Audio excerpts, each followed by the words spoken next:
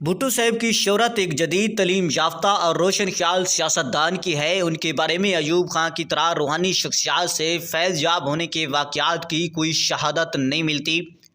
अलबत्ता वो फातह खानी के लिए बुज़ुर्गों की दरगाहों पर ज़रूर जाया करते थे। लड़काना के एक बुज़ुर्ग शहरी और म्यूनसिपल कॉरपोरेशन के एक आला अफसर गुल मोहम्मद गार्ड बताते हैं कि ये सरगर्मियाँ उनकी सियासी हिकमत अमली का हिस्सा थीं।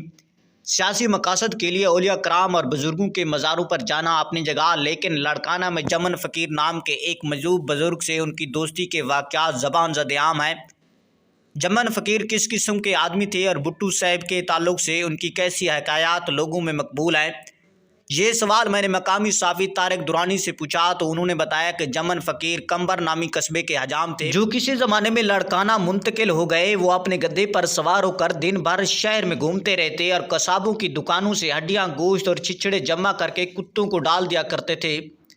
इस वजह से वो जहाँ जाते कुत्ते भी उनके पीछे पीछे चलते रहते। सहाफ़ी तारिक दुरानी बताते हैं कि जमन फ़कीर के बारे में मारूफ था कि वह अपनी भोली भाली बातों में बड़ी दनाई की बातें कह जाते हैं। लड़काना के लोग कहा करते हैं कि उनकी ये शोहरत सुनकर भुट्टो साहब ने, जब वो वज़ीर ख़ारजा थे, उन्हें अपने पास बुलाया, लेकिन उन्होंने आने से इनकार कर दिया, जिस पर भुट्टो साहब खुद उनके पास पहुंच गए। उन्हें आता देखकर जमन फ़कीर ने भुट्टो साहब से उनकी आमद का सबब पूछा तो उन्होंने कहा कि वो महज हाज़िरी के लिए आए हैं। जिस पर जमन ने कहा कि मैं कोई तुम्हारा उस्ताद हूँ जो यूँ हाज़िरी भरने आए हो।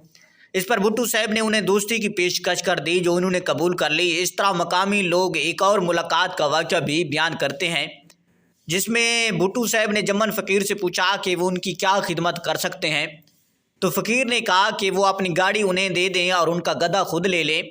भुट्टो साहब आमादा हो गए तो जमन फ़कीर ने उनके इर्द गिर्द खड़े लोगों की तरफ देखते हुए कहा कि तुम्हारे पास पहले ही काफ़ी गधे हैं, मुझे मेरे गधे से महरूम क्यों करते हो।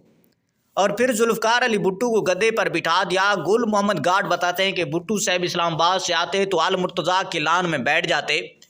इस मौके पर घर के दरवाजे खुल जाते और जो चाहता उनसे बिला इजाज़त मिलने आ जाता। एक बार ऐसी नशिस्त के दौरान जमन फ़कीर अपने गद्दे पर सवार अल मुर्तज़ा में दाखिल हुआ। गुल मोहम्मद गार्ड बताते हैं कि वो मंजर आज भी उनकी आंखों के सामने है। जमन फ़कीर अपने गद्दे पर सवार था और एक लंबी सी छड़ी और उसके हाथ में थी, जिससे लहराते हुए उसने भुट्टो साहब को मुखातिब किया और कहा कि इसे खैरात दी जाए। जमन फ़कीर आमतौर पर खैरात नहीं मांगा करते थे, लेकिन जाने क्या वजह थी कि उस रोज़ उसने अपनी रवायत तोड़ दी। भुट्टो साहब ने फ़ौरन ही जेब से 100 रुपये का नोट निकाल कर उनकी तरफ भिजवाए। ये देखकर जमन फ़कीर अपने मखसूस अंदाज में मुस्कराया और पुकार कर कहा कि भुट्टो, अगर तुम्हारी जगह मैं होता तो सोचो क्या मैं भी ऐसा करता।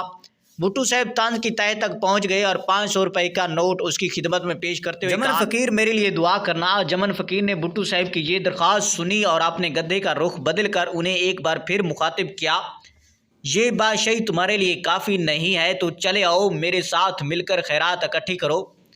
गुल मोहम्मद गार्ड के मुताबिक जमन फ़कीर तो ये कहकर अपने गद्दे को टकटकाते हुए अल मुर्तज़ा से बाहर निकल गया, लेकिन भुट्टो साहब के चेहरे पर किसी ख्याल की गहरी लकीरें छोड़ गया, जो बाद में एक संजीदा मुस्कुराहट में बदल गई।